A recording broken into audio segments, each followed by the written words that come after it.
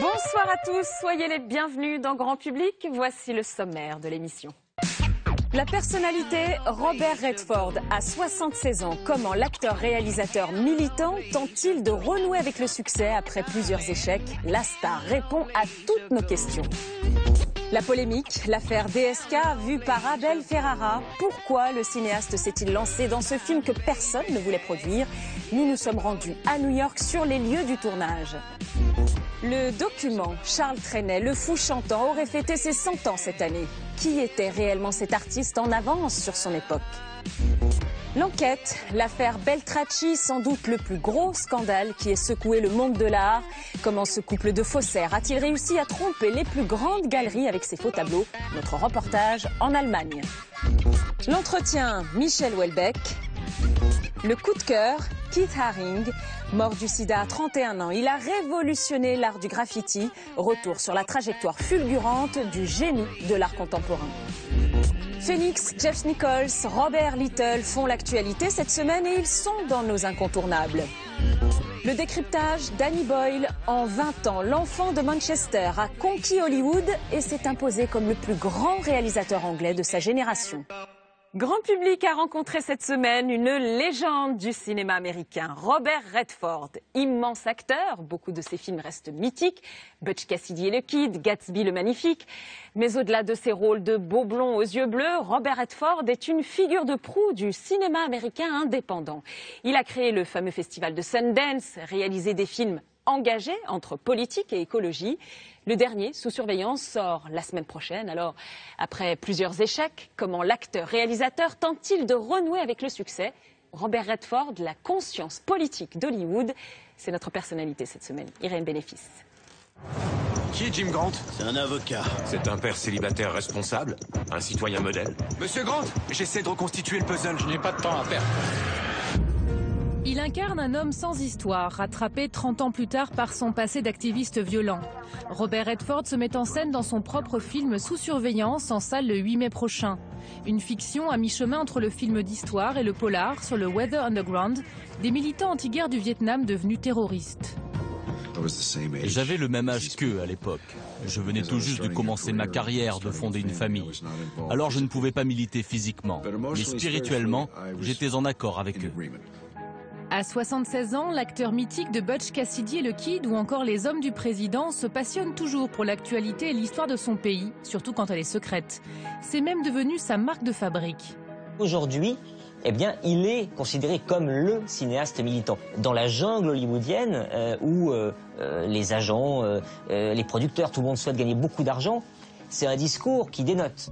Mais aller à contre-courant d'Hollywood n'est pas bon pour les affaires. Depuis L'homme qui murmurait à l'oreille des chevaux en 1992, Robert Redford accumule les échecs.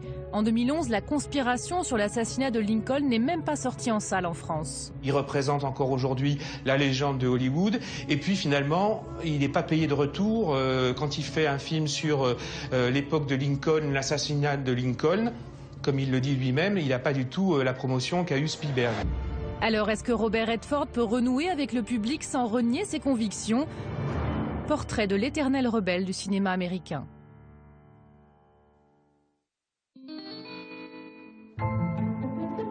Chaque année, il vient dans son fief de Sundance pour le lancement du festival de cinéma qu'il a créé et qui est devenu l'un des plus en vogue. Jamais je n'aurais prédit que le festival prenne tant d'ampleur. C'est inespéré.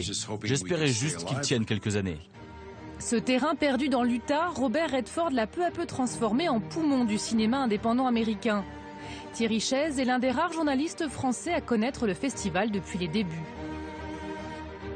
Dans tous les années 80, il prêche un peu dans le désert. C'est-à-dire qu'il sélectionne des films, mais les réalisateurs sont à peine là. Les distributeurs américains s'en moquent. Personne ne vient à ce festival, qui est vraiment un festival comme si c'était un festival dans un coin perdu de la France. C'est-à-dire que ça n'a rien à... Et puis d'un coup, arrive Sexe, mensonge et vidéo. Et Sexe, mensonge et vidéo, il le voit, il le sélectionne, et à partir de là, c'est là la première sélection. Et ensuite, Sexe, mensonge et vidéo va aller à Cannes et avoir une Palme d'Or. Aujourd'hui, le festival de Sundance est devenu la référence du cinéma indépendant, engagé.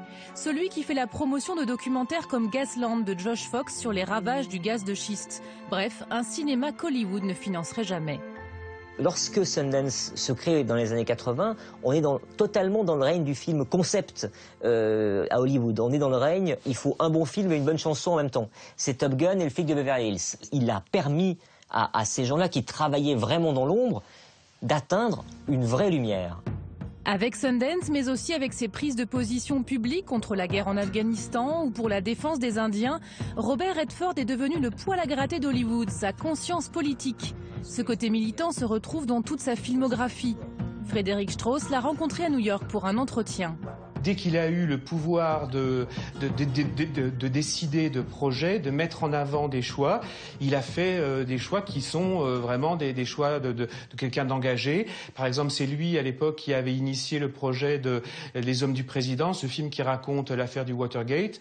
Donc, c'est pas lui qui a réalisé le film, mais il était l'homme derrière tout le projet. Chaque fois qu'il a pu avoir son mot à dire, il l'a utilisé pour parler de la société, pour parler des valeurs de la société. Et parmi ces valeurs, l'écologie, devenue sa grande cause. D'où lui vient cette fibre écolo? De passage à Paris pour la promo de son film Sous surveillance, nous lui avons posé la question. J'ai grandi dans une ville qui a tout sacrifié au développement, Los Angeles.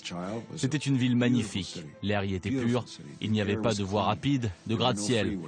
Et soudainement, après la Seconde Guerre mondiale, tout a changé. La nature, c'est essentiel. On est en train de la gaspiller. On est prêt à tout sacrifier au nom du développement. Quand il fait Au milieu d'une rivière, il raconte aussi son plaisir, son goût pour l'environnement. Le cinéma, pour lui, est une arme. Est une arme pour faire passer pacifiquement ses idées. Pour ça qu'ils sont toujours après nous, Butch. Ils ne vont plus nous lâcher maintenant jusqu'à ce qu'ils nous aient eus.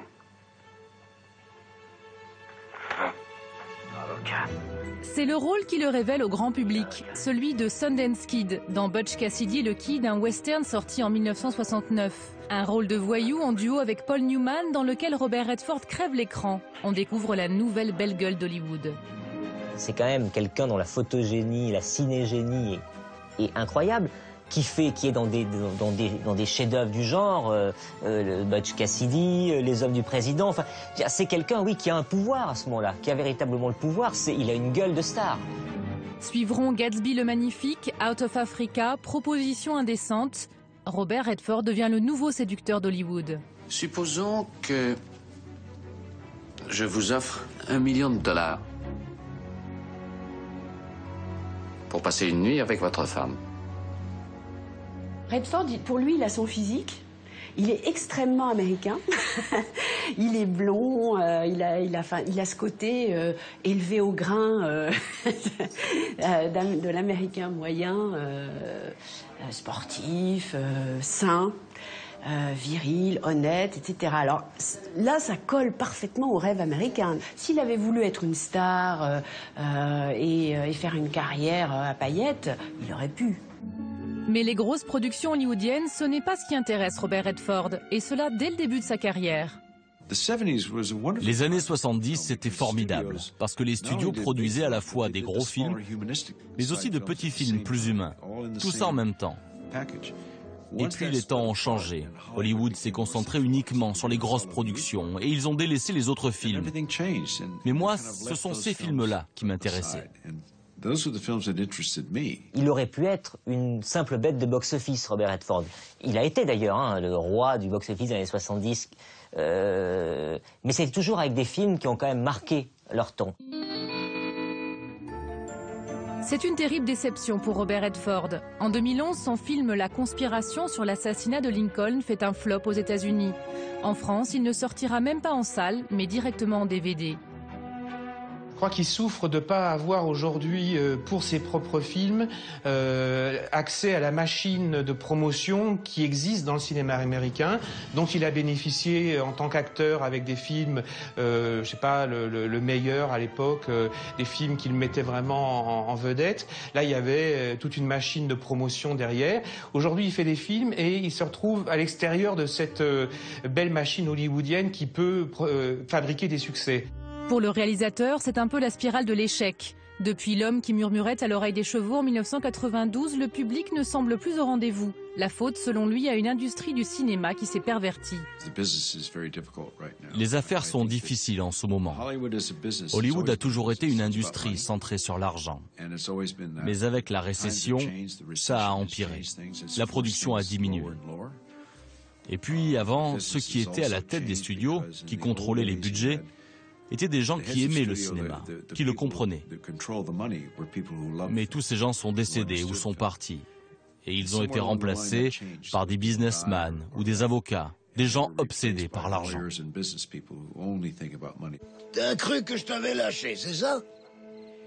J'ai cru que t'avais peut-être réalisé le risque que tu prenais pour un gars que tu connaissais à peine.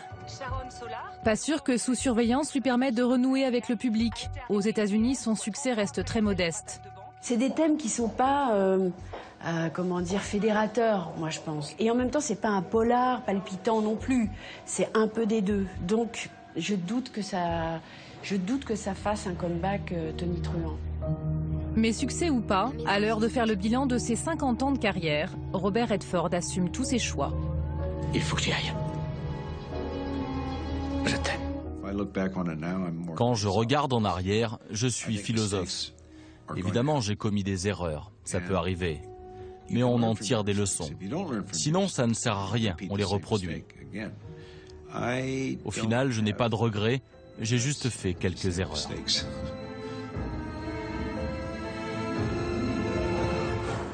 Voici maintenant notre polémique de la semaine, au sujet d'un film qui se tourne en ce moment même et qui sent déjà le soufre. L'affaire DSK, revisitée par Abel Ferrara, avec Gérard Depardieu et Jacqueline Bisset. Le sujet est sensible et le film a bien failli ne jamais voir le jour.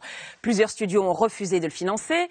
Isabelle Adjani, qui devait incarner Anne Sinclair, s'est retirée du projet, estimant qu'il allait trop loin. Alors pourquoi Abel Ferrara s'est-il attaqué à ce fait divers? Nous nous sommes rendus à New York, où nous avons pu filmer les premières images de ce tournage. Elles sont exceptionnelles. Eddie Pizzardini. Va foutre le camp avec ton image, bordel. Ils sont chiants. Poussez-moi la paix. Non, ça va, j'en ai marre. Gérard Depardieu déteste être dérangé.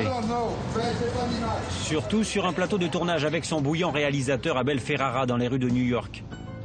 Voici les premières images indiscrètes des coulisses du film sur l'affaire Strauss-Kahn, dont le scénario reste pour l'instant un mystère. Je pense que c'est quand même intriguant. Évidemment que c'est un projet sulfureux, un projet qui fait peur. C'est quand même un projet de cinéma incroyablement excitant. Hey mec, ça peut faire un super bon film, c'est tout. Car l'affaire Strauss-Kahn, vue de France, c'est le fait divers de l'année 2011. Un sujet délicat, mais un scénario vendeur. Et le milieu du cinéma reste sceptique sur son adaptation au grand écran. Mais j'ai vraiment l'impression qu'on est dans un film people, un film fait pour faire le buzz, et moins dans une intention artistique très forte.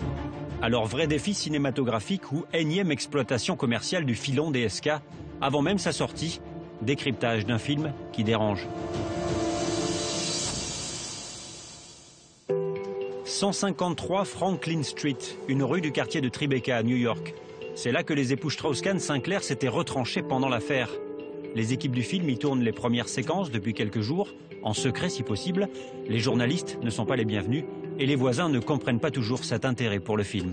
Vous et votre équipe, vous êtes ici à cause de cette affaire. Vous faites de l'argent avec ça. C'est plus du spectacle qu'autre chose. Je ne pense pas que cette histoire intéresse beaucoup les Américains. C'est plutôt pour le marché français, mais je suis sûre qu'ils peuvent en faire un vrai film à scandale. Et ce scandale sexuel, c'est un Américain qui ose le porter à l'écran. Le réalisateur Abel Ferrara, 61 ans. Dans les années 80-90, ce natif de New York s'est fait une réputation, celle de savoir mettre en image la violence ou les dérives de l'espèce humaine. Pas étonnant donc que le personnage DSK l'ait inspiré. Ce gars n'arrive pas à se contrôler. C'est une addiction sexuelle. Moi, j'essaie de comprendre comment vous pouvez lutter contre ça. Tu vois, et comment vivre avec un tel virus. Depuis le début de sa carrière, Ferrara, il fait des films sur des anti-héros borderline, dont le comportement est vraiment une sorte d'outrage permanent aux bonnes mœurs. Que ce soit le Frank White de King of New York, ou le flic pourri et complètement cintré incarné par Harvey Keitel dans Bad Lieutenant. Les personnages de Ferrara, c'est vraiment des gens qu'on ne présenterait pas à ses parents, à sa famille, quoi. Mais le scénario de l'affaire Strauss-Kahn, même Ferrara ne l'aurait peut-être pas imaginé. Mai 2011, un homme politique français, patron du Fonds monétaire international, aspirant à la présidence de la République, est accusé du viol d'une femme de chambre dans un hôtel de New York. C'est en soi un vrai scénario de polar. Tout va bien, tu as le pouvoir, et d'un coup tu te retrouves à Riker Island, la pire prison qui soit. Un destin devenu filon commercial et artistique, qui sera décliné sous toutes les formes, y compris les plus saugrenues. Comme DXK, version porno de l'affaire Strauss-Kahn, la pièce de théâtre avec Éric Debrosse dans le rôle de cet homme politique. Est-ce que vous avez me regarder comme ça? Rien. DSK, omniprésent au rayon librairie, dont le très controversé livre de Marcella Yacoub inspiré de sa liaison avec Dominique Strauss-Kahn. Un procédé mercantile à dénoncer l'homme politique, qui n'en a pas fini de voir exploiter son passé. Retour à New York, où le tournage du film a bien vite déclenché l'emballement médiatique le 19 avril, le jour où cette journaliste du Huffington Post, qui passait sur la 14e rue, est tombée par hasard sur le tournage. Je me suis arrêtée, il y avait beaucoup de monde, l'équipe du film. Je leur ai demandé quel était ce tournage. Ils m'ont dit que c'était Gérard Depardieu qui jouait le Français qui a agressé la femme de chambre. J'ai fait le rapprochement avec Dominique Strauss-Kahn, j'ai pris une photo avec mon téléphone. Et c'est la première photo non officielle du tournage, celle de la sortie du commissariat de Harlem de Gérard Depardieu, alias Dominique Strauss-Kahn, menotté après son arrestation du 15 mai 2011. Je les ai postées sur Twitter et elles ont été reprises plus de 150 fois, ça m'a vraiment surprise. Et la diffusion de cette photo sur Internet va avoir un impact considérable et attiser la curiosité sur ce film déjà considéré comme sulfureux. Retour sur le tournage du film d'Abel Ferrara dans le quartier de Tribeca. Ce matin-là, le casting est au complet. Gérard Depardieu dans le rôle de DSK et dans le rôle d'Anne Sinclair, Jacqueline Bisset, l'actrice anglaise qui a connu son heure de gloire dans les années 70, notamment aux côtés de Belmondo dans Le Magnifique. Abel Ferrara a donc concrétisé son projet, mais dans la douleur, car il y a encore quelques mois, il était sur le point de tout abandonner, faute d'argent. À chaque fois qu'un producteur ou un réalisateur a l'intention de se lancer dans un film politique qui va parler d'un homme politique nommément cité, en France, c'est quand même toujours très touchy, quoi. Donc ça me surprend pas trop qu'en France, ça soit pas évident de monter un film comme ça. Ainsi, Canal+ a refusé de le financer. En cause, le scénario nul et glauque et les scènes scabreuses. C'est d'ailleurs officiellement le contenu du film qui aurait aussi incité Isabelle Adjani à refuser le rôle d'Anne Sinclair, qu'elle avait pourtant accepté. Elle dénonce une intrusion destructrice dans la sphère privée des personnalités. Voilà bien ce qui pose problème. Du scénario encore mystérieux, au casting quelque peu controversé, plusieurs interrogations entourent le film. Et beaucoup redoutent le coût commercial au détriment de l'œuvre. En fait, c'est ça la question qui se pose. Pourquoi Ferrara fait ce film? Est-ce que c'est par pur provoque? Il s'empare d'un thème sulfureux, voilà, parce qu'il a envie aussi, soudainement, d'être un peu plus pipelisé. Voilà, ce cinéaste qui quand même est très underground, qui a aussi du mal à financer ses films depuis un bout de temps. Est-ce que là, finalement, il s'est dit, avec ça, voilà, je vais enfin attirer et de l'argent et attirer les regards et attirer... Bon, si c'est que pour ça, évidemment que c'est dommage. J'ai l'impression que Ferrara est en train de se pipoliser. Je trouve ça très étrange, voir tout d'un coup Depardieu débarquer pour jouer le rôle de DSK. Là, je suis un peu comme deux ronds de flanc. Je trouve ça complètement surréaliste, je trouve ça complètement bizarre. Car Gérard Depardieu aurait accepté de tourner gratuitement. À la télévision suisse, il déclare avoir accepté le rôle de DSK parce qu'il ne l'aime pas. Il est très français, très arrogant, donc il est jouable, dit-il. Depardieu, je voulais vraiment travailler avec lui, pour plein de raisons. Tu connais le gars? Tu l'as déjà rencontré? Si tu le rencontrais, tu l'aimerais 2 fois plus. En plus du sujet très délicat à traiter, il semble bien que l'association Ferrara-Depardieu soit aussi considérée comme une prise de risque majeure pour la fabrication du film. Ils ont en commun, l'un comme l'autre, d'avoir la réputation de gens parfois ingérables. Et quand vous le voyez, Ferrara, c'est vraiment le gars, c'est une pile électrique, on sent que c'est une cocotte minute qui est prête à exploser à la moindre contrariété, il est super nerveux, il fait les 100 pas, il marmonne tout seul, enfin, c'est vraiment un illuminé, quoi. En même temps, c'est un grand professionnel, et Depardieu, finalement, c'est un peu pareil. Le film de Ferrara a donc le mérite de se lancer. Une œuvre explosive et sous haute surveillance des avocats de Dominique Strauss-Kahn, qui n'hésiteront pas à attaquer si la fiction venait à déformer outrageusement la réalité.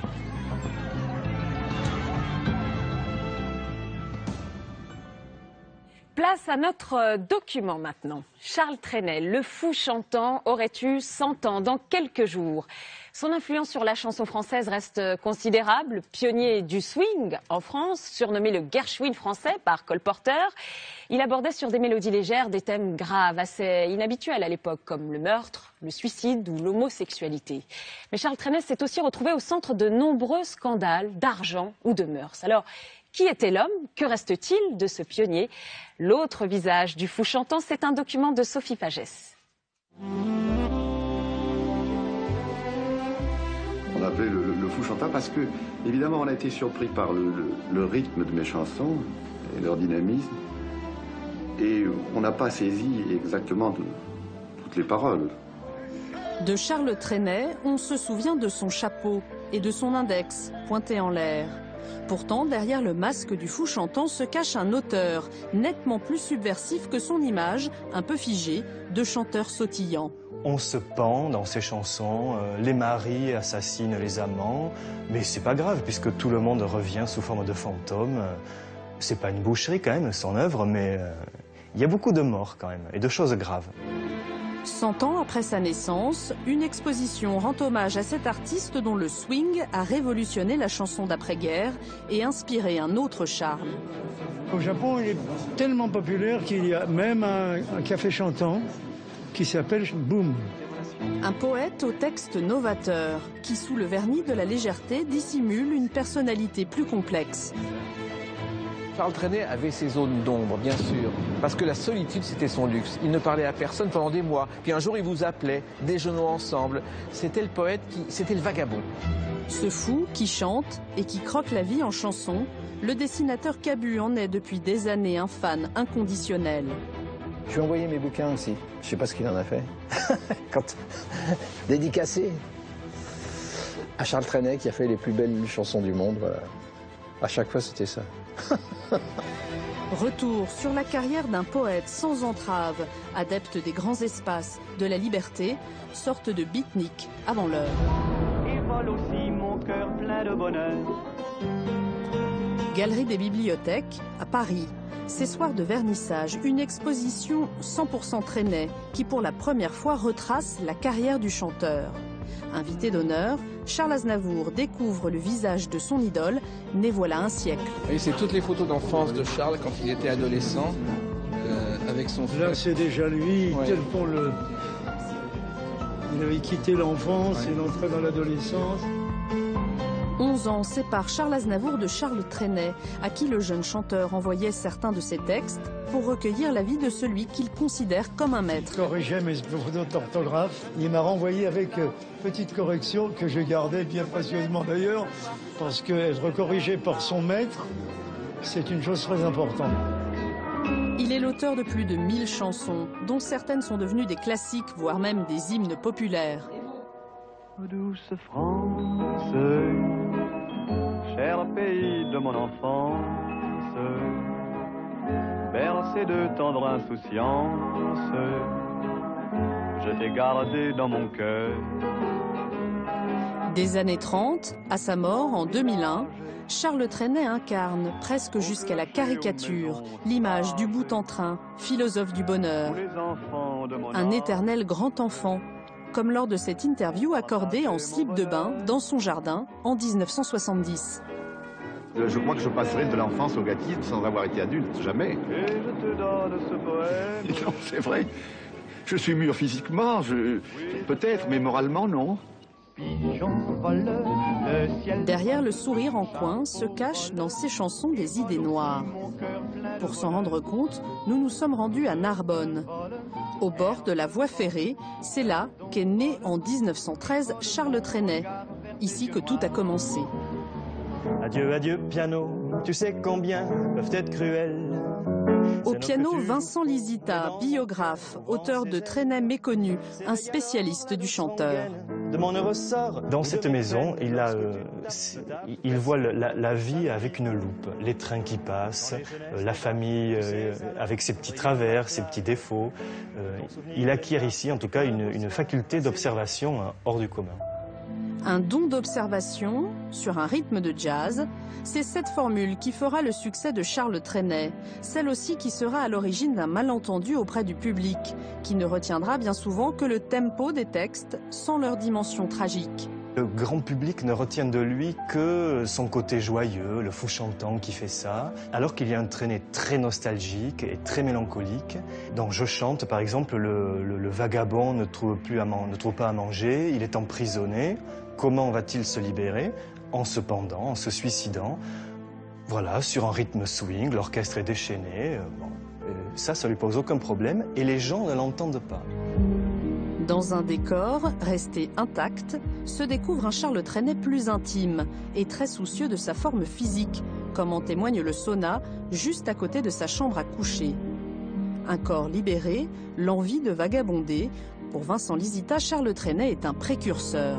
Lui se définissait peut-être comme un beatnik avant l'heure, c'est-à-dire dans ses premières œuvres, c'était allez, venez, suivez-moi, on part sur les chemins, on part à l'aventure, on est tous vagabonds, on va découvrir la nature, on abandonne la ville et son tumulte, on dort dans les bois, on suit les ruisseaux, dans la nature. Ça, c'était un message qui finalement passait très bien à l'époque des congés payés. Ce beatnik, avant l'heure, cultivait également un talent caché pour la peinture, dont quelques tableaux, des paysages, témoignent encore. Entre le peintre-chanteur et le dessinateur Cabu, l'entente fut immédiate. Bon, Trenet, c'est d'abord les yeux, les yeux écarquillés. Mais très difficile parce qu'il a encore un visage un peu poupin, son dentier. Non, je suis caricaturiste, je ne suis pas portraitiste. En 30 ans, Cabu rencontrera une vingtaine de fois son idole, toujours à l'issue des concerts. La première fois que je l'ai rencontré donc, dans les coulisses du Théâtre de la Ville en 71, on a parlé dessin tout de suite. C'est lui qui m'en a parlé, évidemment, j'étais intimidé. C'est une suite de petits croquis, comme une chanson que vous connaissez peut-être qui s'appelle « Quand descend le soir ». Quand descend le soir, que je vais m'asseoir sur le banc de bois, mais tu n'es pas là. Vous voyez, c'est une suite de petits tableaux comme ça. Là, on retrouve le dessinateur et le peintre.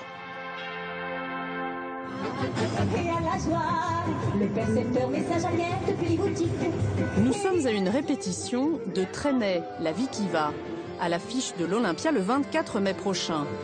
Un spectacle écrit par Jacques Pessy, un spécialiste mais aussi un proche du chanteur.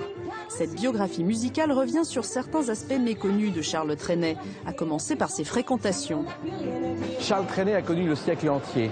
Il a eu pour maître Max Jacob, Jean Cocteau. Aux États-Unis, il a connu Charlie Chaplin, avec qui il était ami, Duke Ellington, et il parlait de tout ça avec une foule d'anecdotes fabuleuses. Et c'est vraiment la traversée du siècle, on peut imaginer, avec Trenet. Si la vie de Charles Trenet reste largement méconnue, c'est aussi que le chanteur entretenait une part de mystère sur son homosexualité ou encore sur la période de l'occupation. Tout le monde en a été fleuri, c'est la romance de Paris. Trenet, ni collabo, ni résistant.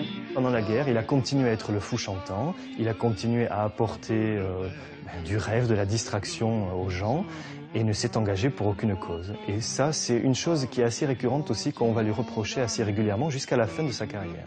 Ces zones d'ombre, il n'a jamais voulu en parler. C'est pour ça que de fausses rumeurs ont couru sur lui, sur sa vie sexuelle, sur la guerre. On a raconté des tas de choses. Et à chaque fois, un jour, je lui dis, mais Charles, on connaît la vérité, démentez. Il me disait, à quoi bon? Moi, ce qui m'intéresse, c'est l'avenir, pas le passé. Il aura traversé le siècle en toute légèreté, avec le sourire comme rempart à ces moments de tristesse. Libre jusqu'au bout, Charles Trenet ou l'éternel Zazou.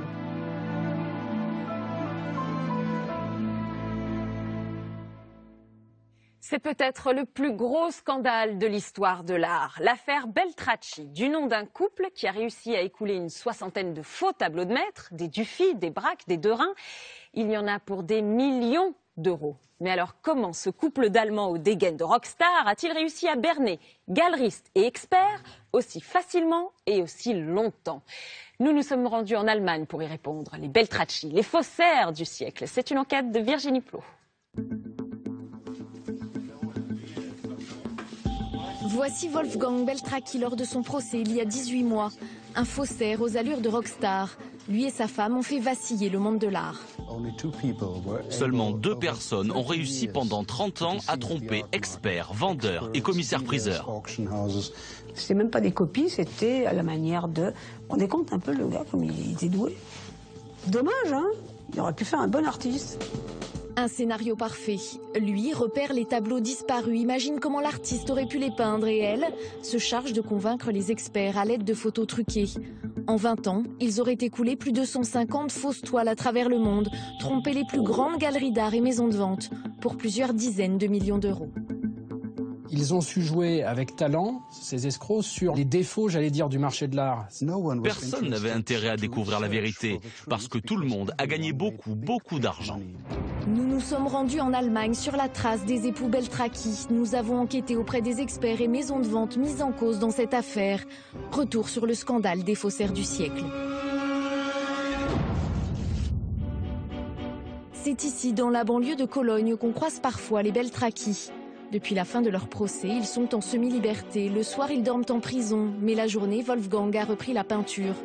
Il y a quelques mois, il a même exposé certaines de ses œuvres ici, dans cet atelier de photographe.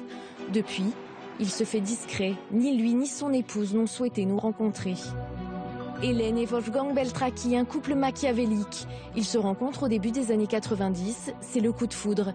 Elle est fascinée par la peinture. Lui a été élevé dans ce milieu. Il a appris très tôt à être un artiste. Comment utiliser les pinceaux, comment utiliser les couleurs. Parce que son père l'emmenait avec lui au travail. Il était restaurateur d'art dans les églises. Une fois, il y avait une carte postale avec une reproduction de Picasso. Beltracchi a dit qu'il en a fait une copie. Et quand il l'a montré à son père, il lui a dit « J'arrête de travailler, je ne pourrai jamais être aussi bon que toi. » Lui et sa femme vont mettre au point l'une des plus grosses arnaques du siècle. Stéphane Kodeloff est journaliste spécialiste du marché de l'art pour la radio allemande. Pendant 2 ans, il a enquêté sur cette affaire et il décrit un homme fantasque et mégalomane.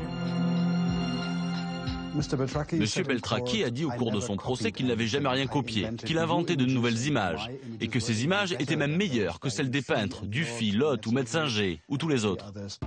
Car Wolfgang Beltracchi n'est pas un faussaire comme les autres. Philippe Broussard a mené l'enquête sur le volet français de l'affaire. Pour lui, si l'arnaque a pu durer si longtemps, c'est qu'il s'attaquait à des œuvres disparues. Le faussaire habituel fait une copie. Bon, mais c'est compliqué à faire une copie. Lui, il s'est dit, je ne vais pas faire une copie, voilà, c'est trop risqué. En revanche, je vais regarder dans les catalogues raisonnés, donc la liste officielle des œuvres de certains artistes, s'il y a des noms de mentionnés, mais sans reproduction de l'œuvre en question, sans photo, sans rien du tout, avec très peu de traces. En gros, on sait que cette œuvre a existé, mais qu'il n'en existe pas de traces. Et du coup, je vais la peindre à la manière d'eux. Et là est sans doute son génie. Une fois le tableau ciblé, Wolfgang imagine comment l'artiste en question aurait pu peindre l'œuvre disparue. Il fabrique même des étiquettes d'identification en les plongeant dans le café pour leur donner cet aspect jauni. Mais pour que leur scénario fonctionne, il faut réussir à écouler les faux et c'est à Hélène d'agir. Elle doit convaincre les experts de la provenance de ces tableaux. Là encore, les 2 escrocs font preuve d'une imagination redoutable. Ils étaient très malins. Non seulement ils ont inventé l'histoire d'une ancienne collection, la collection Jaeger, qui aurait disparu pendant la guerre et qui aurait réapparu, mais en plus, ils ont fait de fausses photos montrant une vieille femme devant les tableaux. Regardez la preuve, on a une photo d'époque avec ma grand-mère dans le salon familial. Derrière, vous apercevez cette fameuse toile. Cette photo était un montage effectué à l'aide d'un appareil des années 20. En fait, le personnage sur cette photo n'était pas la grand-mère des escrocs et pour cause, c'était en fait la femme de Beltracchi. C'est ainsi que les époux Beltraki réussissent à tromper pendant 20 ans le monde de l'art. Les experts valident les tableaux, les maisons de vente les mettent aux enchères, les toiles atteignent des millions d'euros. Parmi les victimes, de grands collectionneurs comme l'homme de presse Daniel Philippaki, le producteur Jérôme Sédou ou encore l'acteur américain Steve Martin. Au total, les faussaires auraient empoché des dizaines de millions d'euros. Ils avaient à la fois leur propriété dans le sud de la France, un domaine, une maison de maître, où il y avait un atelier, semble-t-il, et puis en Allemagne, à Fribourg, une villa somptueuse, piscine, vue sur la vallée, rénovée à prix d'or, sans compter peut-être, ça on ne sait pas, de l'argent ici ou là dans des comptes exotiques. Mais selon Stéphane Koldehoff, le poteau rose aurait pu être découvert bien avant. Au fil de son enquête, il tombe sur toute une série d'erreurs grossières comme ces tableaux exposés au musée de l'Odève dans l'Hérault en 2005, attribués à l'époque à Georges Braque et Othon Friès. Il y a une faute écrite ici, souvenir de Anvers. Aucun artiste français n'aurait pu écrire ça. Il aurait mis souvenir d'Anvers. Il pouvait voir qu'il y avait un problème avec ce tableau. Et il y avait d'autres tableaux montrant Matisse en train de peindre. Matisse écrit avec 2 T. Ils auraient pu le voir aussi. Comment tout ceci a-t-il pu passer inaperçu ? La faute au système d'expertise selon les journalistes, un seul expert faisant foi pour authentifier toutes les œuvres d'un même peintre. Une seule personne peut décider si un tableau vaut 200 ou 200 000 euros. D'un seul coup, la toile en question affole les marchés, prend de la valeur, ainsi de suite. Donc c'est un pouvoir extraordinaire et une faille extraordinaire du système. Certains de ces experts ont engrangé beaucoup d'argent. Werner Spies notamment, spécialiste mondialement reconnu du peintre allemand surréaliste Max Ernst. Il a avoué avoir touché 400 000 euros de la part des Beltraki pour 7 certificats d'authenticité. Des certificats que nous nous sommes procurés, consistant en une phrase lacunaire au dos d'une photo. L'œuvre reproduite va figurer dans le catalogue raisonné Max Ernst qui paraît sous ma direction. Werner Spies. Nous avons voulu rencontrer Werner Spies. Ni lui ni les autres professionnels mis en cause n'ont souhaité nous recevoir. Alors, nous nous sommes rendus dans l'une des plus grandes maisons de vente d'Allemagne, particulièrement touchée par l'affaire Beltraki. A-t-elle été victime ou complice ? L'un des conseillers juridiques a accepté de répondre à nos questions, mais hors caméra. Nous décidons de filmer discrètement et il commence par plaider la bonne foi. Le fils de l'artiste, qui est un expert puisqu'il s'agit de l'œuvre de son père, a vu le tableau ici et a dit c'est bon. Et puis il y a eu le témoignage de leur complice, le comte Otto, qui dit « Oui, j'ai déjà vu ces peintures dans les années 50 ». Et il y a aussi eu le témoignage de la mère. Comment pouvait-on deviner qu'ils travaillaient tous ensemble? Et puis Beltraki s'est rendu compte qu'il y avait certains experts faciles à influencer. Je pense qu'il a compris qu'il était facile de leur vendre des faux. Finalement, les Beltraki vont être démasqués grâce à une experte parisienne. La voici. Ça, c'est pas des légers. Iru Sansma, elle est la grande spécialiste de Fernand Léger, un peintre français cubiste du début du XXe siècle. C'est elle qui est l'auteur de la liste officielle de ses œuvres et elle en connaît tous les détails. Alors ça, c'était chez un ami de Léger. Léger lui a offert pour son mariage et sa femme, ça lui a pas plu, il était dans le placard. Il y a beaucoup d'anecdotes, hein. Alors, quand en 2006, elle voit débarquer chez elle Hélène Beltraki avec ce tableau, Une nature morte de Léger, assure-t-elle, l'expert flaire tout de suite quelque chose de louche.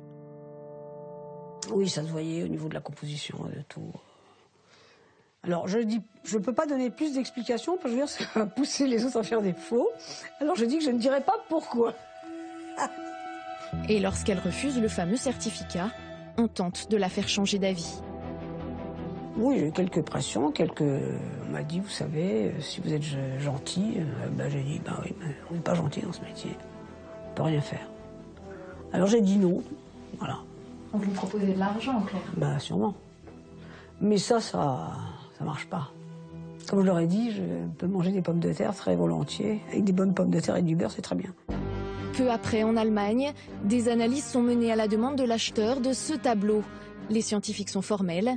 Le pigment de peinture utilisé n'existait pas à l'époque où l'œuvre aurait dû être peinte. La police remonte le fil. Les époux Beltraki sont confondus et doivent s'expliquer devant la justice.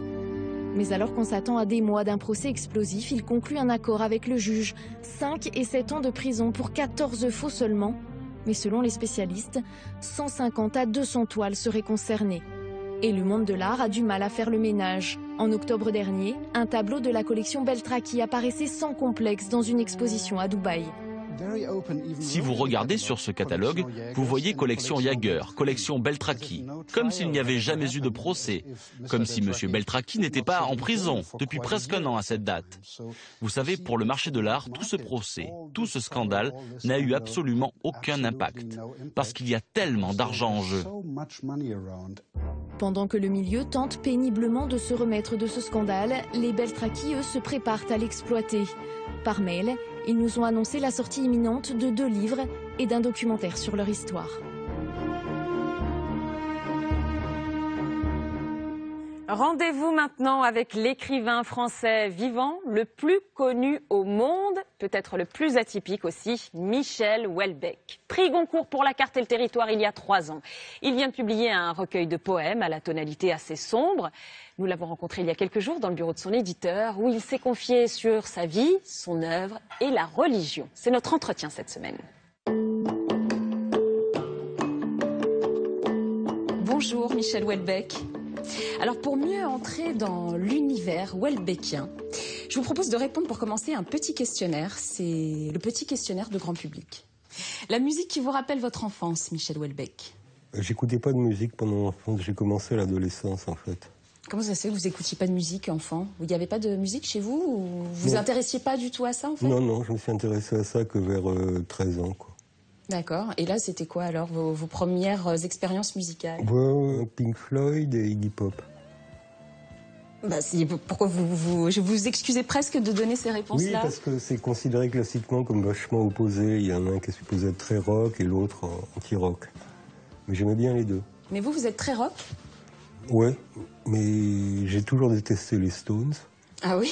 Vraiment, foncièrement, j'aime pas ce qu'ils font, quoi. Iggy Pop, c'est autre chose, c'était mieux. J'ai bien aimé Black Sabbath aussi un peu plus tard. D'accord. Ça se réécoute bien Black Sabbath en fait. La personne qui vous fait le plus rire?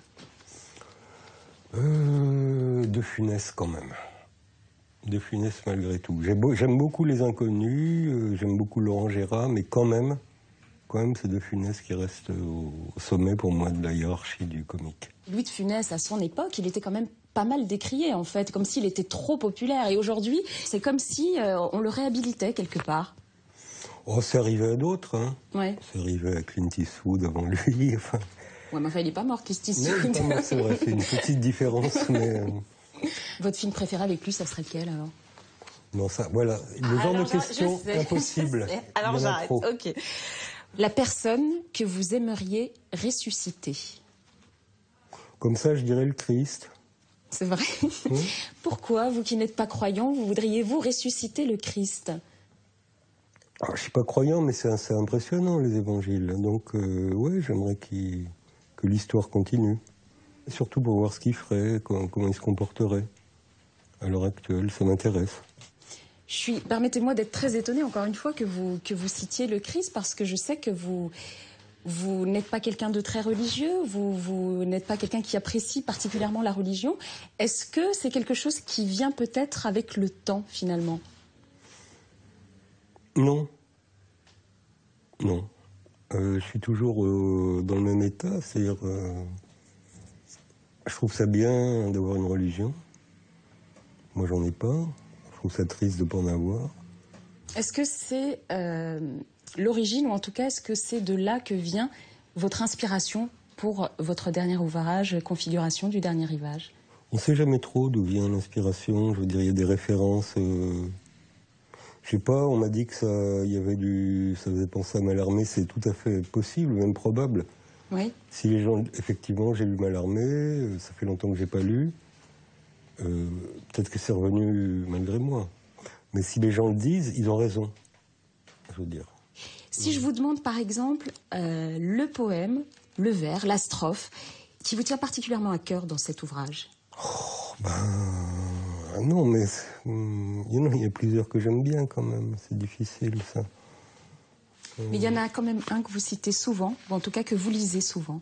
C'est le premier. Oui, mais c'est parce que c'est naturel de lire le premier. Je veux dire, le premier est bon en plus, ouais, je l'aime bien. Je peux vous demander de nous le dire? Oui. Par la mort du plus pur, toute joie est invalidée. La poitrine est comme évidée, et l'œil en tout connaît l'obscur. Il faut quelques secondes pour effacer un monde. Bon, oui, il est bien. Où trouvez-vous de la poésie aujourd'hui dans ce monde dans lequel vous trouvez de moins en moins votre place finalement? Mais je sais pas quand, bon, par exemple, j'ai eu une d'un quotidien pour ce recueil de poèmes, ben ça, en soi, c'est un acte poétique. Parce que ça suspendait le cours de l'actualité. En fait, tout ce qui suspend le temps est poétique. Et le monde est ce qu'il est, mais il y a des choses qui existent, par exemple, toutes les nuits. Tous les êtres humains, depuis avant même le début de l'humanité, rêvent. Et ça n'a absolument pas changé, en fait. Le rêve, il n'y a aucun contrôle là-dessus. Donc le rêve, une reconstruction poétique de la réalité qui se produit dans le cerveau de tous les êtres humains, toutes les nuits, depuis des dizaines de milliers d'années. Mais il fallait forcément les mémoires d'une bite dans ce recueil-là? Je sais pas, la carte et le territoire, finalement les gens regrettaient qu'il n'y ait pas assez de sexe. D'accord, c'est ce qu'on vous a dit. Bah oui, non plus. Non, mais je ne sais pas, enfin, ça serait du Houellebecq. Enfin, je peux faire du Houellebecq sans sexe, je peux en faire avec un peu, beaucoup. Enfin, il y a plusieurs possibilités, quoi, mais c'est pas... Il y a plusieurs Houellebecq aussi, alors? Non, mais je suis quand même limité par ma personnalité. Il y a des trucs que je ne sais pas faire. Souvent, presque toujours, les sorties de vos livres sont accompagnées de polémiques diverses et variées. Or, pour celui-là en tout cas, rien, pas de polémique. Que se passe-t-il? C'est plus agréable de ne pas avoir de polémique. Oui. C'est globalement déplaisant, fatigant.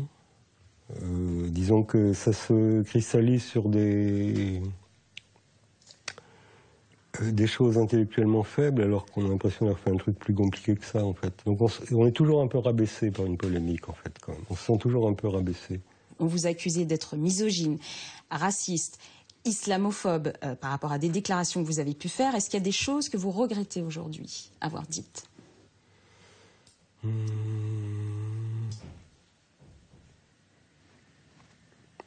Non.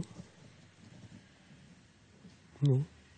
Vous avez dit que l'islam était la religion la plus conne du monde. Pourquoi vous n'êtes pas défendu? Vous avez un peu laissé les autres le faire à votre place? Si, je me suis défendu. Je suis allé au procès. Que j'ai gagné, du reste. Mais je me suis défendu un peu parce que... je sais pas, liberté d'expression, tout ça. En fait, je m'en foutais un peu, quoi, en réalité. Enfin, j'étais un héros médiocre de la liberté d'expression. Un héros médiocre de la liberté d'expression? Oui. Pourquoi vous dites ça? Parce que je suis pas non plus obsédé par la liberté d'expression. Enfin, moi, bon, là, c'était un peu exagéré, quoi, de pas pouvoir dire du mal d'une religion dans notre pays. C'était un peu gros. Donc, je me suis défendu vraiment parce qu'il fallait, quoi. Vous ne retirez rien aujourd'hui? Bah non, pourquoi je retirerais? Michel Houellebecq, vous êtes revenu en France au moment presque où Gérard Depardieu quittait la France pour la Russie. Qu'est-ce qui vous a fait quitter l'Irlande, l'Espagne? C'est pas des raisons financières, a priori? La plupart des êtres humains ne raisonnent pas uniquement en fonction de leur taux d'imposition, quoi. Vous, l'argent, ça n'a jamais été un moteur, a priori? Si, je suis parti en Irlande pour apprendre l'anglais, mais aussi pour payer moins d'impôts. Donc ça faisait partie des paramètres, mais là, les paramètres de ma vie en général ont changé, donc je suis revenu en France, malgré un taux d'imposition excessif. Enfin, pas plus pour Depardieu que pour moi, à vrai dire. Mais vous avez décidé de rester quand même? Oui, mais je pense d'abord il paye sûrement plus d'impôts que moi. Parce qu'il gagne beaucoup plus d'argent, enfin, c'est pas, quand même pas totalement comparable, quoi. Merci beaucoup, Michel Houellebecq, pour cet entretien.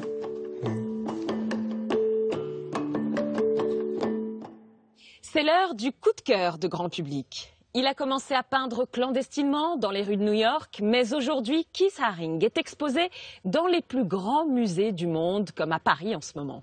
Mort du sida à seulement 31 ans, il était considéré comme un génie de l'art contemporain. Ses fameux pictogrammes ont été reproduits partout sur des t-shirts ou des posters.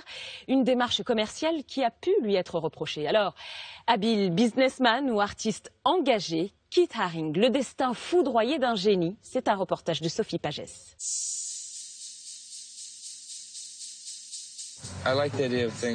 J'aime l'idée de créer des œuvres qui me survivent et qui sont exposées à des endroits où des tas de gens pourront les voir longtemps. Il est l'un des princes du street art. Keith Haring, un style reconnaissable entre tous. 23 ans après sa disparition, le musée d'art moderne de Paris rend jusqu'au mois d'août hommage à cet artiste bien plus politique qu'il n'y paraît. On a tous vu un petit bébé radieux, irradiant, on a tous vu un chien en train d'aboyer, mais on n'a pas forcément vu les œuvres originelles, d'où sont sorties ces figures. Derrière le dessinateur virtuose se cache en effet un artiste engagé contre l'homophobie, le racisme, mais aussi un soutien aux enfants en difficulté. Il aimait beaucoup les gens, les enfants. C'était quelqu'un de très optimiste. Preuve de son engagement sans frontières, la peinture monumentale réalisée à Paris, à l'hôpital Necker. Nous avons assisté à la vente aux enchères destinée à restaurer ce chef-d'œuvre en péril. J'adjuge à 4800 adjugés. Une icône des années 80 dont le souffle aura inspiré bien d'autres artistes, y compris dans le 7e art. Keith Haring, il représente pour moi une forme de liberté dans la peinture, sur les murs, ne plus faire des tableaux dans des galeries, mais d'un coup les imposer dans la rue comme ça, à la vue de tout le monde. Mort à l'âge de 31 ans, une décennie lui aura suffi pour imposer son talent. Retour en images sur la carrière de ce météore de l'art. Paris, musée d'art moderne. C'est l'une des plus grandes rétrospectives jamais consacrées à cette icône du pop art. Près de 200 œuvres de Keith Haring retracent les 12 ans de création d'un artiste très prolifique. Loin des figurines colorées qui ont fait sa réputation, c'est en noir et blanc que débute le succès de l'américain, comme nous le rappelle Fabrice Ergotte, directeur du musée. Alors là, nous avons un des dessins du métro, fait dans le métro new-yorkais dans les années 82-84, et qui sont les œuvres par lesquelles Keith Haring s'est fait connaître au grand public. C'était en fait fait sur des panneaux publicitaires recouverts de papier noir, et lui a eu l'idée de faire ces dessins qui sont des dessins extrêmement marquants, faits très vite et faits aussi pour être revus très vite. Il faisait en quelques secondes un dessin et il se remettait dans le métro suivant en quelque sorte. Donc il fallait que ça puisse se faire très rapidement parce qu'il courait le danger de se faire arrêter. Lunettes rondes, les yeux écarquillés, Keith Haring est à l'image de ses personnages, un tourbillon de vie facétieux et subversif.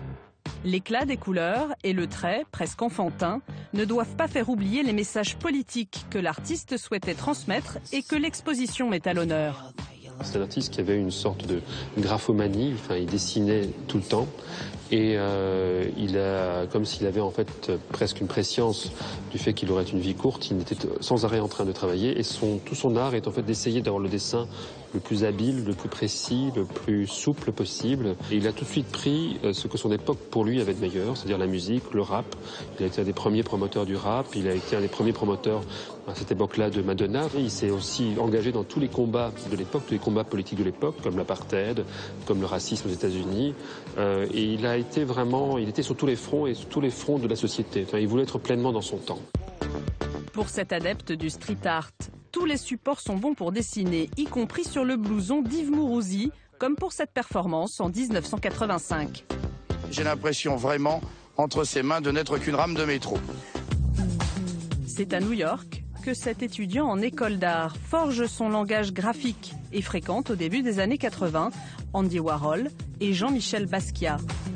C'est à cette époque aussi que François Boiron, chef de file de la figuration libre, fait sa connaissance et devient son ami. Il avait un sacré look, en plus c'était le début des années 80. Il se trimballait avec les music box, il aimait bien le rap. Je nous vois débarquer dans le hall du Georges V et enfin ils étaient un peu surpris de nous voir, donc on n'a pas eu de chambre au Georges V. Et quelques années plus tard, il avait sa chambre au Ritz régulièrement. On se poilait bien, on rigolait bien. sur des bâches immenses ou sur des murs entiers. Rien n'arrête ce virtuose du dessin. À Paris, l'espace culturel 104 prolonge la rétrospective du musée d'art moderne, avec 20 œuvres, grand format, des sculptures au tableau de plus de 7 mètres de haut. Ici se dévoile un Kissaring monumental, mais aussi adepte de l'art accessible à tous, comme avec ce Pop Shop, initialement créé en 88 à Tokyo et remonté pour l'occasion. On a l'impression d'être dans une œuvre 3D, on rentre en fait dans une œuvre de Kissaring. C'est ce qu'il souhaitait. Il a été d'ailleurs jusqu'à peindre non seulement évidemment l'ensemble intérieur, mais vous avez l'extérieur aussi sur le toit qui est complètement peint et qui va être visible aussi en partie par le public. On y retrouvait des objets à vendre, en fait, réalisés par Kissaring, des œuvres de Kissaring. Son but, c'est qu'il voulait absolument par tous les moyens accéder au grand public. Et il savait que l'un des moyens, c'était au fond de dupliquer, de commercialiser le plus vite possible le grand public. Il a été suspecté au fond en étant populaire, d'être populiste, et donc de s'intéresser moins à une définition artistique qu'à l'intérêt pour le grand public. Ça l'a un peu gêné au début, tout ça s'est très vite corrigé. Superstar de son vivant, c'est pourtant gratuitement que Kissaring met son art au service des causes qui lui tiennent à cœur. Pourquoi vous ne demandez pas d'argent ? Parce que lorsque je peins dans un hôpital ou une école, c'est un cadeau. Pour rendre l'endroit plus agréable et rendre les gens heureux. À Paris, dans l'enceinte de l'hôpital Necker, subsiste, monumentale, une trace de son passage. Dans ce lieu dédié aux enfants malades, il réalise en 87 une gigantesque peinture murale que Florence Maédon-Bis entend bien préserver. L'œuvre a vraiment subi l'usure du temps, les intempéries. Donc là, on constate que le béton sur lequel est apposée la peinture est abîmé. On voit des armatures en fait en fer à vif en fait sur l'œuvre. Les silhouettes noires sont extrêmement abîmées. La peinture est complètement repliée, donc il va falloir la refaire et puis également redonner un peu plus de couleur et dynamisme aux aplats de couleurs. Sous le marteau du commissaire-priseur se joue en partie la sauvegarde de cette œuvre. 32 lots au programme de cette vente aux enchères caritatives destinée à la restauration de la peinture de Necker. Au total, plus de 360 000 € récoltés. Pour Guillaume Cerruti, c'est bien le signe que l'esprit de générosité de Kissaring perdure encore. Kissaring est un artiste qui est très bien coté, dont les œuvres sont très recherchées par les collectionneurs, parce qu'il a créé vraiment un style à lui, et également parce que son personnage, son parcours météoritique est entouré d'une aura extraordinaire. Au cœur des combats de l'artiste, il y a aussi la lutte contre le sida, un fléau dont il apprend à être atteint en 88 et qu'il emportera 2 ans plus tard. Pour lutter contre cette maladie, il crée une fondation que Julia Gruen dirige aujourd'hui. Pendant 6 ans, elle fut son assistante, sa confidente, et se souvient d'un homme jusqu'au bout dévoué à son art. Il n'avait que 31 ans quand il est mort, mais il avait une incroyable discipline pour son travail.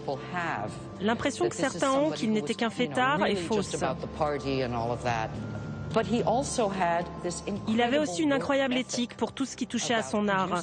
Donc, l'opportunité qui fut la mienne pendant 6 ans de travailler avec lui et pour lui, ne serait-ce que l'observer travailler, reste une expérience inoubliable. Du métro new-yorkais au plus grand musée du monde, Kissaring, ou l'itinéraire d'un surdoué du dessin, dont l'engagement citoyen se dévoile à Paris jusqu'au 18 août. Dans notre agenda culturel cette semaine, le retour du groupe Phoenix, le dernier roman de Robert Little et peut-être le plus beau film de Jeff Nichols, Mud, ce sont nos incontournables. Julien Pau.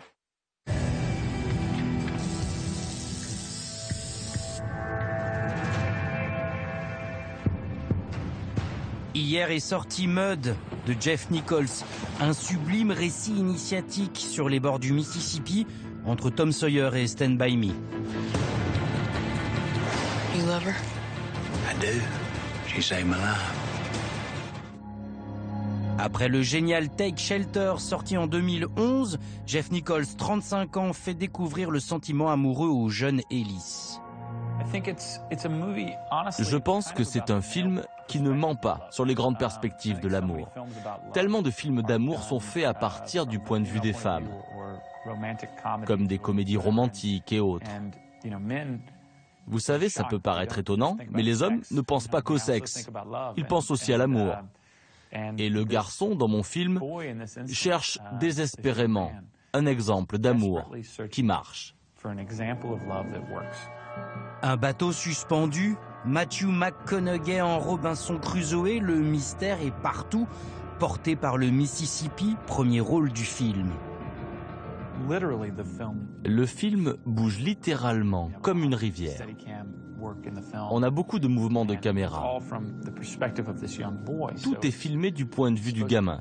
La caméra est supposée être libre, suivre le jeune homme dans la forêt, dans la rivière, dans le sillage des adultes.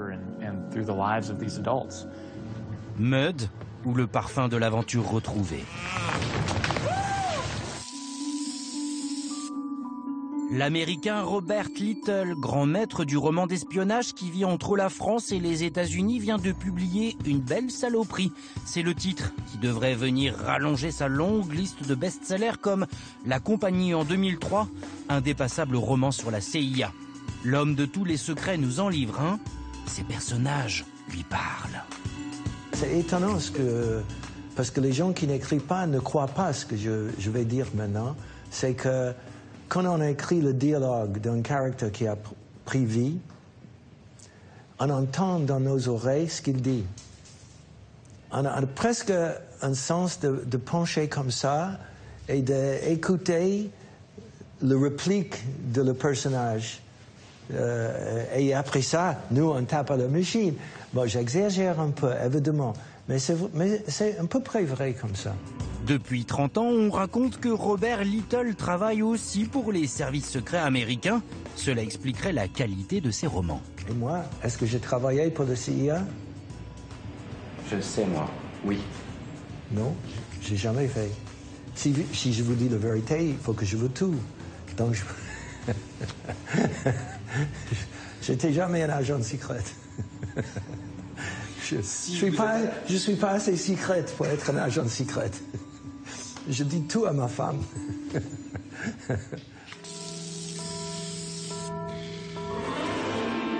Jusqu'au 30 juin au Théâtre de l'Œuvre à Paris, demain, il fera jour d'Henri de Monterland. Géniale pièce de 1h10 écrite dès 1949, posant les fâcheuses questions de la collaboration et de la mesquinerie. Et la pièce, à la création, elle a fait scandale et elle a été vite retirée de l'affiche, elle a failli être interdite, etc. Comme disait Monterland, elle ne plaisait pas aux anciens collabos et elle ne plaisait pas aux anciens résistants, puisque la pièce n'est pas du tout manichéenne, elle raconte que ce sont des êtres humains qui se sont retrouvés en période de guerre terrible. Léa Drucker et Michel Faux jouent admirablement ces personnages complexes entre contradiction et antipathie.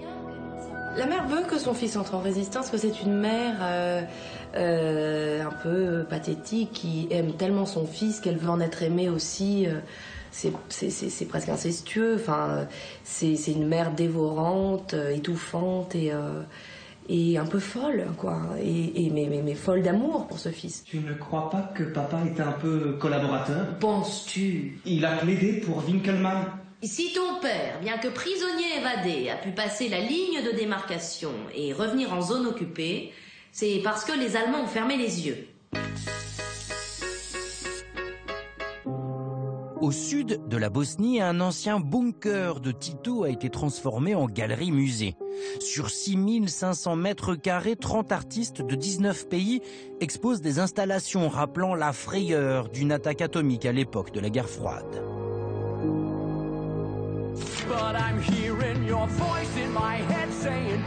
Produit par Sylvester Stallone, le film Rocky va être adapté en comédie musicale à Broadway en février 2014, avant une probable tournée mondiale. Ça laisse rêveur.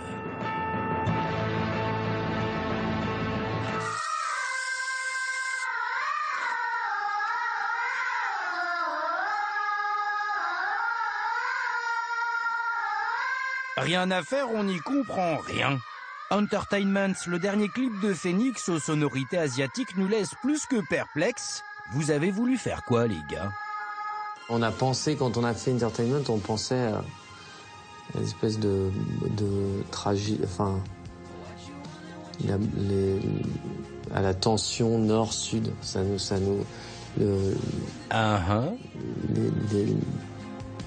Le plus américain des groupes versaillais nous offre donc sa lecture géopolitique du conflit. 4 ans après l'énorme succès de leur 4e album, Wolfgang Amadeus Phoenix, vendu à 1 million d'exemplaires dans le monde, le groupe est attendu dans les plus grands festivals de l'été.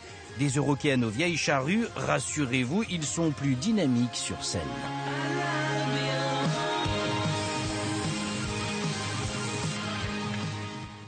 Grand public s'intéresse maintenant à un cinéaste britannique en pleine gloire à Hollywood, Danny Boyle, révélé par Petit meurtre entre amis il y a 20 ans déjà, oscarisé pour Slumdog Millionnaire en 2008. Il revient avec un thriller hypnotique sur les écrans la semaine prochaine. Trans avec Vincent Cassel et Rosario Dawson. L'enfant de Manchester a eu le privilège de diriger la reine d'Angleterre en personne lors des derniers Jeux Olympiques. Mais comment a-t-il réussi à conquérir l'Amérique? Danny Boyle, l'homme de tous les défis, c'est notre décryptage cette semaine. Christophe Hérault. Mesdames et messieurs, je vais clore les enchères pour 27 500 000 livres. Adjugé au numéro... Et adjugé à Danny Boyle pour 15 millions d'euros, voici sa 10e réalisation, un thriller haletant et maîtrisé. Un polar, le premier de sa carrière, cela s'appelle Trans. En 20 ans, Danny Boyle a touché à tout, tous les genres. Le drame, la comédie à l'anglaise, la science-fiction ou l'aventure. Tous ces films appartiennent à un genre différent. Danny ne se cantonne pas à un seul style. On ne peut pas dire qu'il y a un seul regard Danny Boyle. En fait, je trouve que le style de Danny, c'est toujours celui de son dernier film. Il veut rester un cinéaste du divertissement. Il veut être un entertainer. Du grand spectacle, un virtuose de l'image. Depuis Trainspotting, Danny Boyle éblouit, donne le tournis, parfois agace. Une réalisation où le spectateur n'a pas une seconde de répit, où la caméra ne semble ne jamais devoir s'arrêter. Il y a ces montages toujours incroyables, cette bande-son détonnante, ces musiques extraordinaires. Au cinéma, tu as besoin de cette lumière et de ces sons, et Danny est un maître en la matière. Avec un film comme celui-là, je cherche à faire comprendre ce qui est complexe et d'exprimer le plaisir. J'essaie d'utiliser ma caméra pour exprimer cela, la complexité et le plaisir. C'est comme un puzzle. Danny Boyle, c'est l'homme de tous les défis. Il a connu un succès mondial avec Slumdog Millionnaire, 8 Oscars. C'est l'homme du cinéma clippé et étourdissant. C'est le cinéaste qui transforme la cérémonie des Jeux de Londres en 2012 en un événement. Le plus hollywoodien des cinéastes anglais nous dévoile lors de sa venue à Paris sa définition du cinéma.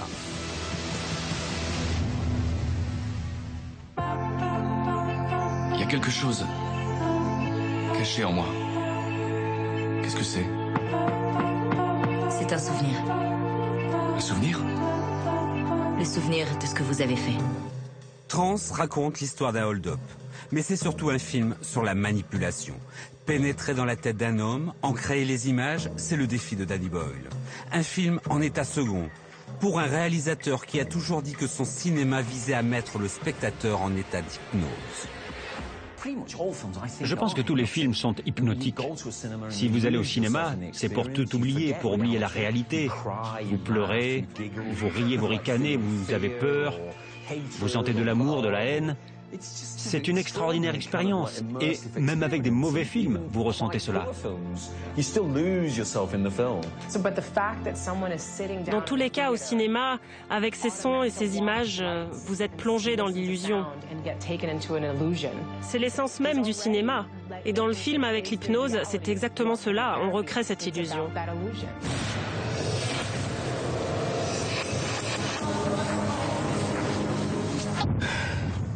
On est finalement un petit peu aveuglé avec lui par cette sorte de frénésie visuelle qui fait qu'on perd un petit peu, il brouille le paysage, en fait, il brouille l'esprit du spectateur.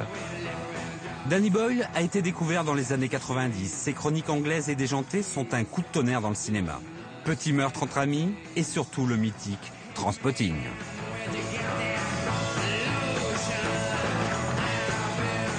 Dans une Écosse en pleine dépression, Boyle suit une bande de jeunes.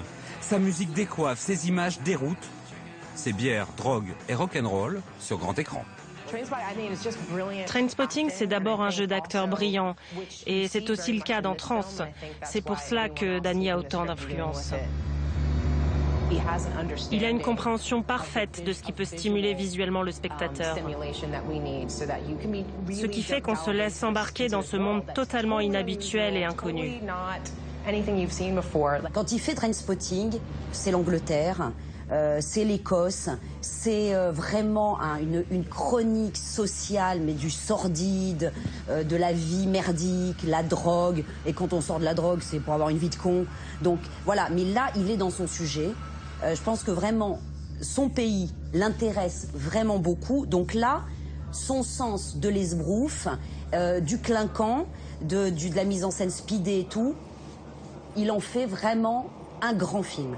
Un grand film qui lui permet un virage et un nouveau défi. Il quitte l'Angleterre grise et pluvieuse pour les plages de la Thaïlande et le rêve hollywoodien. Au générique, Guillaume Canet, Virginie Ledoyen et Leonardo DiCaprio. C'est ton sac, merde! T'as vu rien?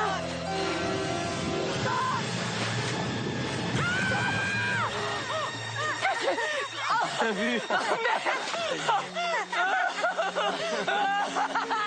S'il conserve son talent de maître de l'illusion, revers de la médaille pour ce virtuose, le film a un succès très mitigé. Il s'est aperçu qu'il maîtrisait, et c'est vrai, parfaitement bien la grammaire du cinéma. Ce type a un sens de la mise en scène énorme. Et du coup, il s'est senti les épaules pour, effectivement, conquérir l'Amérique et parler au plus grand nombre et faire des grands films comme ça avec du souffle et tout. Et il y a un peu perdu son âme.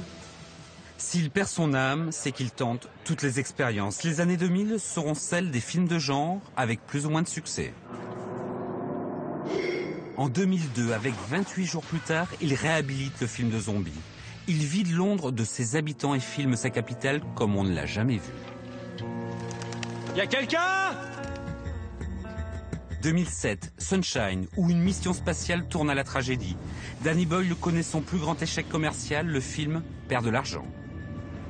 Il faudra attendre 2008 pour qu'il renoue avec le succès complet, un vrai scénario, une réalisation impeccable. Slumdog Millionnaire, le film qui a engrangé 377 millions de dollars dans le monde entier. Quand il fait l'équilibre en fait entre un vrai sujet et qu'il arrive à se calmer sur sa forme, là, comme dans par exemple Slumdog Millionnaire, là il arrive à des réussites.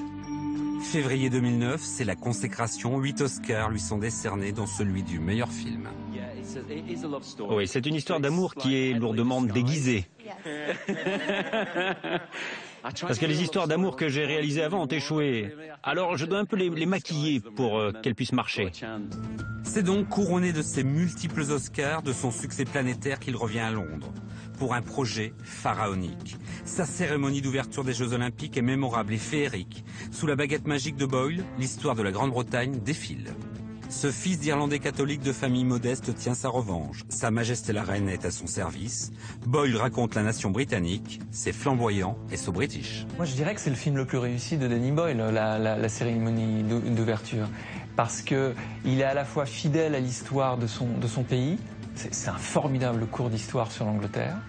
Et puis, c'est aussi son côté patchwork clipesque. Il est très iconoclaste. Il y a quelque chose de très irrévérencieux et de très énergique aussi, parce que il faut monter tout ça en 2 heures. Donc, il y a toutes ces qualités, tout son propos, avec énormément de ses 35 millions d'euros. Donc, il n'avait jamais eu autant d'argent à sa disposition. Il a gagné son défi et en plus, pendant qu'il préparait les Jeux, il concoctait Trans, son dernier film. Un véritable tour de force entre 2 projets radicalement opposés. Je deviendrais fou si je ne faisais que cela, parce que cela doit être tout public. C'est une célébration nationale, toujours plein d'optimisme. Cela se doit d'être positif, pas de gros mots, pas de sexe, pas de violence. C'est un brin naïf. D'un côté, c'est génial, j'étais super fier de faire cela. Mais d'un autre côté, ce qui m'attire, ce sont des choses plus sombres. Et mon dernier film est comme un cousin diabolique, un cousin fou et mauvais. Et il vaudrait mieux éviter que ces deux-là se rencontrent, il vaut mieux les séparer. À 56 ans, 10 films, des Oscars, une cérémonie des Jeux, Danny Boyle a presque tout connu. Son prochain défi ? Un retour aux sources qui risque de faire du bruit. La réalisation de Trainspotting 2, prévue pour 2014. Merci d'avoir suivi cette émission. Rejoignez-nous sur notre site france2.fr ou sur les réseaux sociaux. On se quitte comme chaque semaine avec un extrait culte. Ce soir, nous vous avons gardé Une place au soleil, sorti en 1951. Le film a remporté 6 Oscars, dont celui du meilleur réalisateur pour George Stevens.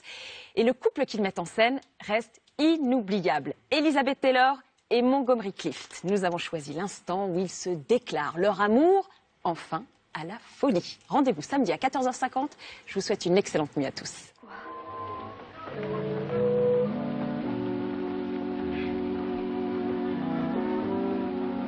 Je ne voudrais pas gâcher cette minute. Rien ne le pourrait. Je vous aime. Je vous ai aimé depuis le moment où je vous ai vu. Je crois même que je vous ai aimé bien avant de vous connaître. Vous vous demandiez pourquoi je vous avais invité ce soir. Je vais vous le dire. Je vous veniez me regarder. Dès maintenant, pour plus d'infos et pour réagir sur notre forum, rendez-vous sur france2.fr.